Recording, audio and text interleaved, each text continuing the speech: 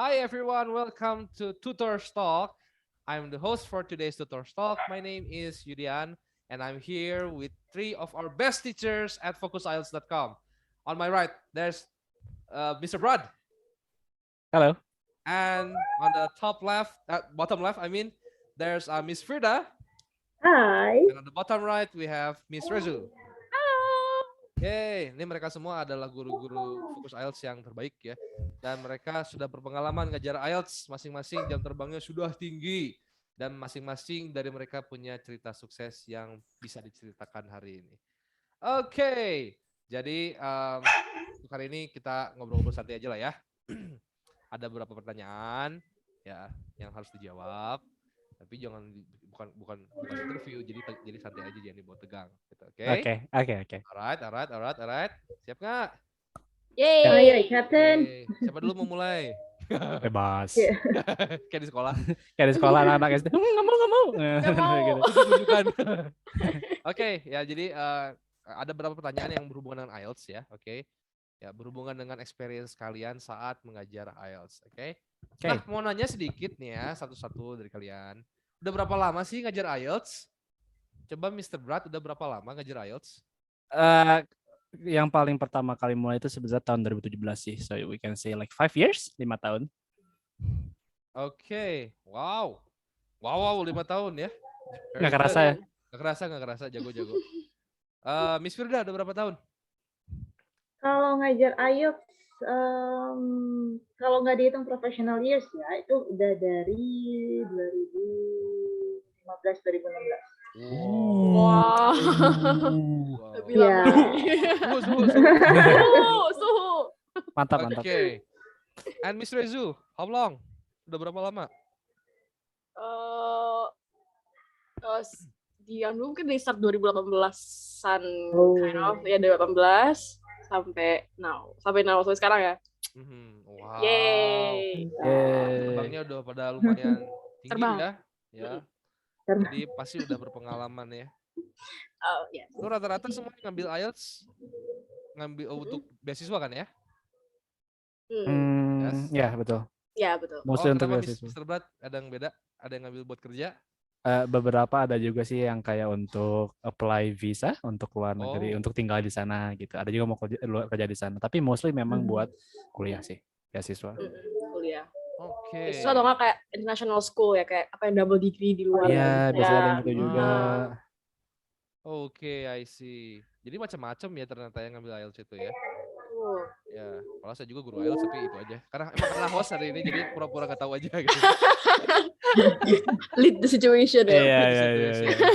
Oke. Nah, ngomong-ngomong soal preparation kan ya, kan katanya beda-beda semua. Ada yang ngambil visa, ada yang ngambil scholarship, ada yang mau kerja. Tapi waktu preparationnya sama nggak sih? Atau tergantung? Gimana tuh Miss Firda? Itu tergantung sih, menurut saya ya, dari pengalaman saya mengajar selama ini. Itu tergantung dari yang pertama skill anaknya dulu, atau skill studentnya dulu. Apakah dia sudah punya skill yang memang siap untuk maju IELTS atau tidak. Kalau udah punya, ya sudah, it won't take that long gitu to prepare. Tapi ketika skillnya tidak siap itu, maka harus diimbangi dengan waktu. Jadi harus mau berkorban waktu, investasi energi, dan investasi, terkadang investasi bahan juga ya, karena kadang kan juga perlu untuk didukung dengan resource yang mumpuni gitu, yang decent untuk bisa benar-benar fully prepare for IELTS. Oke. Paling lama itu preparation berapa bulan? Yang Miss Firda pernah ajarin? Ideally emang sekitar 3-4 bulanan. 3-6 bulan. Oh, oke. Ideally segitu. Dan itu kalau pasti, anaknya, sorry, kenapa? Udah pasti segitu itu udah langsung ready. Again, tergantung dari anak. Itu versi anak yang dia, saya bisa cuma kayak 2 jam sehari latihan salah satu skill gitu. Dengan skill yang sudah di tengah-tengah. Jadi udah sedengan, udah mendingan gitu skill bahasa Inggrisnya. Exposure-nya juga lumayan. Exposure bahasa Inggrisnya juga lumayan. Gitu. Oke, wow. Oke, jadi dari Miss Firda 3-4 bulan dan juga tergantung dari skill anaknya ya. Kalau sudah Inggrisnya udah oke, mungkin bisa lebih cepat ya. Untuk yang lain, Mr. Brad, Miss Rezu, apakah sama atau ada versi masing-masing? Biasanya memang mirip-mirip sih kan, ideally biasanya banyak juga yang memang harus ngambilnya sekitar 3 bulan kan. Tapi kalau misalkan mereka mau belajar juga slowly ya, karena kan ada beberapa orang yang nggak bisa belajar terus-terusan tiap hari contohnya, atau 5 kali seminggu gitu ya, itu bisa ngebul otaknya kan. Nah, ada juga tapi memang yang kayak requirement-nya tuh memang udah mepet, kayak tinggal sebulan lagi, ada beberapa yang kayak gitu. Jadi kan mau nggak mau ya belajar dalam 1 bulan itu aja gitu. Tapi 1 bulan tuh nggak ngurangin volume sih. Kayak misalkan kan ada 12 kelas nih, contohnya nih. 12 kelas kan kalau jadi 3 bulan kan berarti sebulan tuh cuma 4 kali kan. Ya berarti kalau misalkan 12 kelas di 1 bulan ya udah 12-12-nya dihajar gitu, mau nggak mau gitu. Jadi ya memang harus volumenya nggak berkurang, cuman waktunya aja disempit banget gitu. Tapi biasanya volume kelasnya memang segitu sih, kayak 12 sesi or something like that. Mostly gitu sih. Mungkin misalnya juga gitu ya. Iya, jadi mirip. Jadi kayak beberapa kasus memang ada yang sangat mepet, misalnya kayak lagi seperti sama ya 2 minggu atau yang 3 minggu, sebulan gitu. Jadi mereka maksain diri mereka, ya seperti yang Miss Fidra bilang, mereka spend waktunya. Jadi waktunya yang dikorbankan tiap hari mereka belajar, karena emang harus intens dan harus bisa ya nyampe di hari H ya gitu ya, harus nyampe di hari H mau nggak mau gitu, karena memang harus bisa reach that time dengan waktu yang mepet. Jadi ya seperti yang Miss bilang, harus ada yang dikorbankan kalau memang mau yang sesinya cepat, ya berarti memang harus komitmen sama waktu dan intensitasnya, seperti itu sih. Oke, menarik sekali ya penjelasan dari para guru ini. Para terus ini ternyata macam-macam ya, macam-macam. Tapi idealnya kita punya waktu preparation itu segimana gitu ya. Jadi dan sebenarnya mungkin ngambil IELTS itu bukan sesuatu yang instan ya. Karena banyak yang bilang kalau mau scholarship tinggal ngambil aja IELTS, tapi nggak segampang itu mungkin. Tapi ada nggak sih yang benar-benar ngebut gitu mendadak dari pengalaman kalian mengajar IELTS? Kayak mungkin minggu depan udah mau tes gitu. Kalau minggu depan sih nggak ada sih ya. Ada beberapa kasus yang memang dia kayak 2 minggu, 3 minggu, tapi itu untuk beberapa student yang memang sudah tahu kalau beliau bisa gitu ya, beliau bisa ngambil, cuman beliau tuh cuma kurang memang, let's say beberapa skill, for example, I think at the time maybe like 1 year ago, I think some student tuh dia pengen fokus ke writing. Jadi like take the writing case-nya aja. Tapi untuk sisanya memang dia sendiri sudah membuktikan I can do it. Jadi sisa tinggal writing doang between like 2 weeks. Jadi harus 2 weeks tuh harus bisa writing-nya improve. Jadi benar-benar yang tadi kita bilang, jadi dia tiap hari minta kelas untuk bisa improve writing-nya. Seperti itu sih. Tapi kalau untuk yang full skill belum pernah. Kalau yang mungkin Mr. Brad atau Miss Firda? Mirip-mirip sih, cuman kayaknya waktu itu ada yang butuhnya sebulan. Jadi kan mau nggak mau kan lesnya harus sekitar 5 kali seminggu kan, kayak push banget gitu sebenarnya.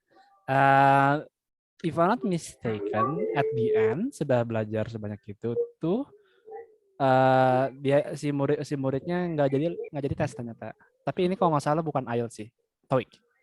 Sama persiapan tes juga. Dia udah belajar kan kayak intens, tiba-tiba nggak jadi, ya udah gitu. Tapi jadinya at the end I didn't get to see the final result sih. Tapi kelihatan dari dedication untuk belajar setiap harinya beliau orangnya nggak males gitu. So that's the good thing. Gitu. Kalau misalkan ya mepet tapi rajin, ya dia bisa ngikutin dengan lancar gitu sih. Miss Firda? Ya, so far sih sama kayak Mr. Rat sebenarnya. Jadi paling mepet tuh sebulan yang pernah saya alamin, sebulan. Dan itu emang tugas tutor akhirnya untuk harus on point nih, harus menganalisa nih dia si student ini kurangnya di mana gitu. Jadi selama waktu yang mepet banget itu kita benar-benar harus poles yang ya udah emang yang kurang dia di sini ya kita poles yang ini. Nanti the rest kalau ada sisa waktu we can try to analyze more. Tapi kalau ada sisa waktu ya, kalau enggak ya sudah. At least yang kurang udah ketambal. I see. Jadi sebenarnya possible ya possible asalkan ada ya Dibilang impossible nggak Possible-nya juga belum sih ya, cuman possible juga possible. juga. Iya. Terms and conditionnya ada juga. Gitu. Iya, tapi ya Betul. ada S dan K. Dan Ketentuan berlaku. Sadar kita berlaku. Dan apply lah pokoknya. Yes. Ada terms and conditionnya. Jadi nggak bisa disamain ya. Jadi kita nggak bisa, dan kita juga nggak bisa ngebut gitu ya. Nggak ada tekniknya, nggak ada shortcut lah ya. Berarti kan, tapi emang nggak ada shortcut berarti kan ya. Untuk ngajar IELTS itu no shortcut kan? Yang nggak ada sih sebenarnya sih, kan nggak ada cara instan kayak ya udah kalau gitu tinggal diginiin aja, kan nggak sesimpel itu gitu. Iya. Nggak kayak matematika. Kalau matematika ada Iya, rumus matematika sakti kan ada gitu ya. rumus sakti. Nah, kalau Ada rumus kita sakti. nggak ada rumus saktinya. Rumus saktinya adalah waktunya. Rumus sakti adalah doa. Gitu, makanya. Rumus sakti Ibadah. banget, ibadah langsung. Ibadah, doa. Serah diri Iya. pada Tuhan. Oke, jadi again emang tergantung ya sama kebutuhan student ya. Jadi dan juga emang kalau misalnya pendek waktunya paling fokusnya hanya untuk satu materi aja ya. Seperti yang Miss Rezu tadi katakan, ada yang writing aja gitu kan. Mungkin that's possible, yes. Tapi kalau misalnya emang harus empat-empatnya mungkin emang agak sedikit sulit. Oke, wow, really good stories from you guys ya. Really interesting. Okay. Well, I still have questions ya, don't worry ya. This podcast is still going ya. Still going on. Oke, nah untuk studying intensif, dari tadi kita bahas soal studying intensif kan ya. Oke, studying intensif dalam IELTS tuh kayak gimana sih? Yang disebut intensif itu apakah setiap hari belajar kah? Atau durasi belajar ditambahkan kah? Atau gabungin materi dalam satu pelajaran gitu, misalnya belajar speaking sama listening disatuin gitu dalam hari itu, atau gimana sih yang namanya intensive learning dalam IELTS itu? Mungkin Miss Rezu bisa duluan. Jadi kalau menurut saya pribadi sih there are two kinds of intensive dan menurut saya ya. Yang pertama adalah intensif yang mungkin seperti Mr. Julian bilang kayak satu hari minimal sekali atau 2 kali latihan tentang IELTS. Karena itu mungkin karena waktunya mepet gitu ya. Maksudnya kayak misalnya let's say waktunya sangat ya 1 bulan, 2 bulan itu kan memang dan butuh banget gitu ya, apalagi dengan band score yang diminta high gitu misalnya. Jadi itu yang tiap hari pasti ada latihan at least once a once a day gitu ya, once a day ada latihan entah speaking, entah listening, entah writing. Itu salah satu jenis intensif. Yang kedua adalah yang intensif sekalian semuanya sehari ya. Misalnya ada beberapa murid yang dia minta listening misalnya pagi, terus malamnya speaking gitu ya. Seperti itu. Terus nanti dia latihan sendiri writing. Itu yang mungkin yang lebih packed lagi schedule-nya mungkin memang yang dia kerja dan nggak ada waktu selain hari itu, jadi dia minta ya sekalian packed gitu. Dan yang terakhir tadi tiga. Yang terakhir itu adalah intensif dari sejak GE. Jadi kan ada beberapa student yang kasusnya di mana mereka menurut kita atau menurut beliau sendiri itu masih belum bisa memenuhi syarat untuk IELTS. Misalnya let's say masih grammatical knowledge-nya masih tidak terlalu banyak atau speaking speed-nya masih terlalu lambat gitu kan. Berarti kan speaking intensifnya itu kurang inilah gitu ya. Jadi biasanya dia intensif itu adalah sejak GE sudah dilatih yang menjurus ke IELTS, mungkin nggak yang tiap hari, cuma mungkin let's say like 2 times a week udah GE, tapi GE itu sudah menjurus ke sana. Nanti sudah selesai GE, sudah dirasa oke, baru nanti intensif lagi ke IELTS package yang sebenarnya seperti itu. Jadi ada yang 3 jenis di mana berbeda ya, I think. Oke, Thank you. Ya. Ya, silakan Miss Wilda. Oke. Saya menyusul. Oh wow, oke. Mikir dulu jawabannya. Belum dapet. Ya ini lagi gini-gini dari tadi nih. Kurang intensif belajarnya. Tapi dengar orang jawab kayak gini. Apa nih? Ya, seperti hampir sama ya sama pendapatnya Miss Rezu, dan mungkin kalau untuk saya ditambahin dengan regularity, jadi rutinitas. So intensif itu jadi banyak student juga yang berpikir intensif itu berarti saya cuma mengandalkan kelas gitu, kelasnya harus sering. But when you do nothing outside the class, then you won't use any of the English in the class gitu kan basically. Jadi di luar kelas pun mereka tetap harus ada latihannya sendiri. It's about the willingness gitu. Terutama kalau kita ngobrol soal IELTS ya.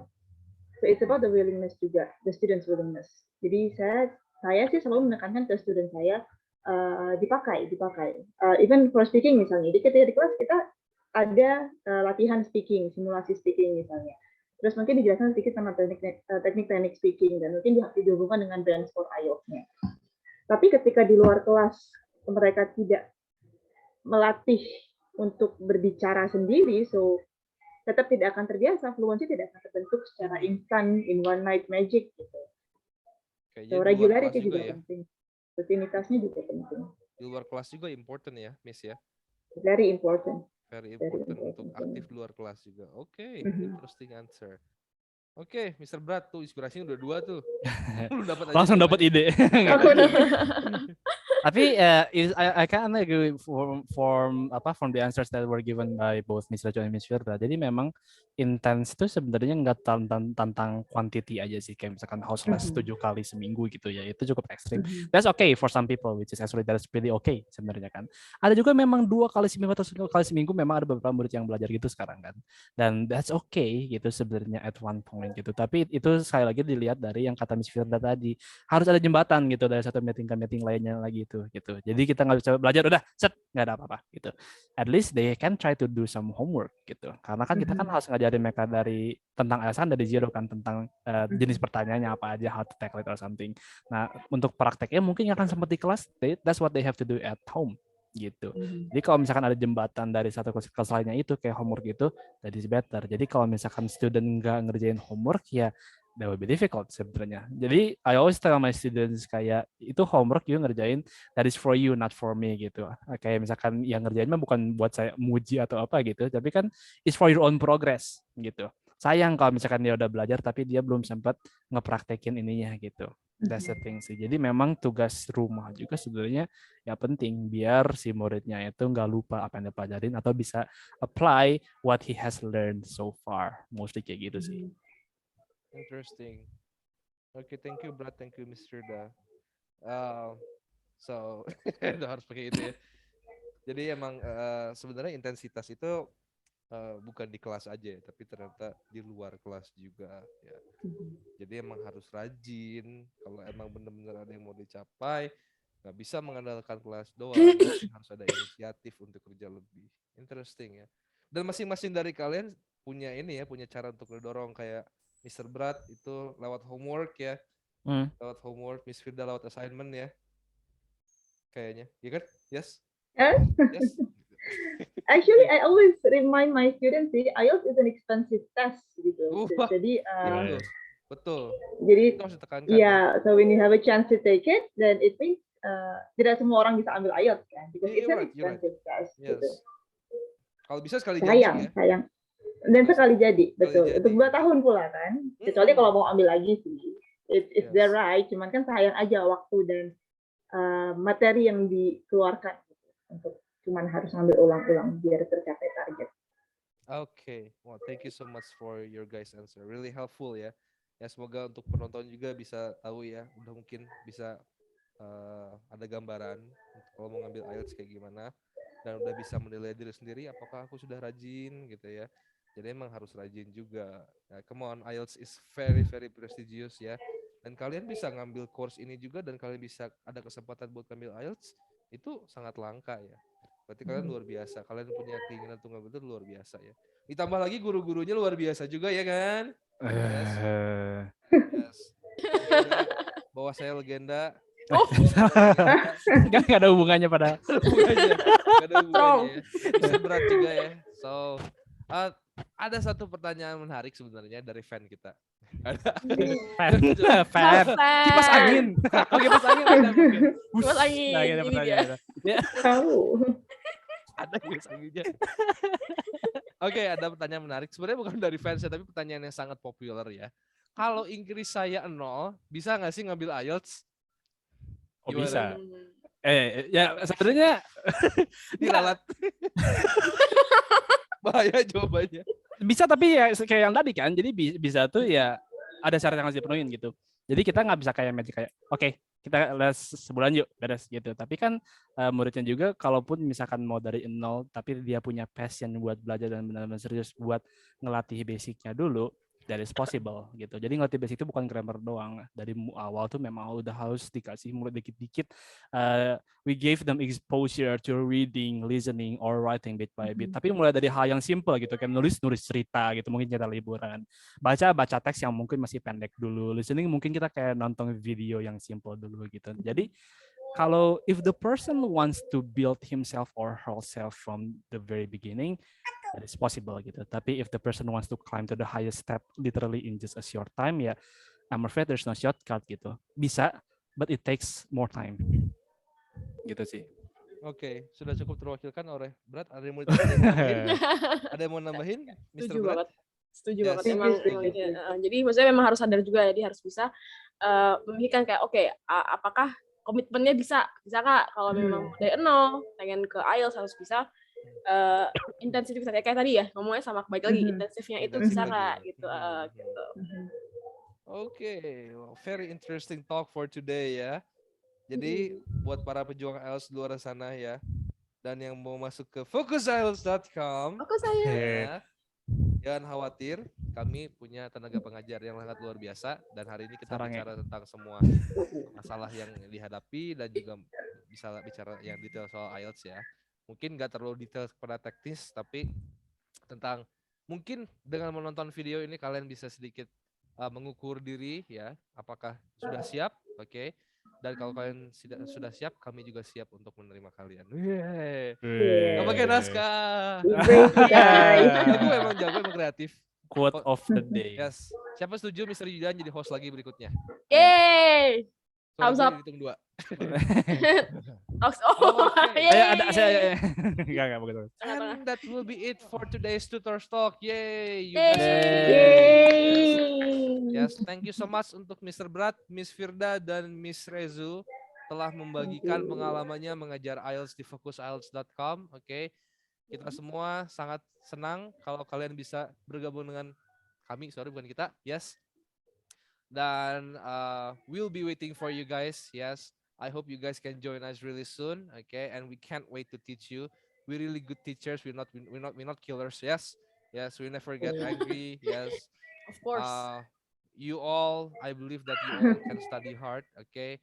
And we will help you to achieve your goals and dreams. Yeah. Let's go lah. We can reach the horizon together. Okay. That will be it for tonight. Thank you so much for all the guests. Okay. And we'll be seeing you guys soon in the next Tutor Talk. Until next time, please subscribe to our YouTube channel. Yes. And also put some comments below. Yes. Yeah. Okay. Until next time. Bye-bye. Bye-bye. Bye guys. See you soon.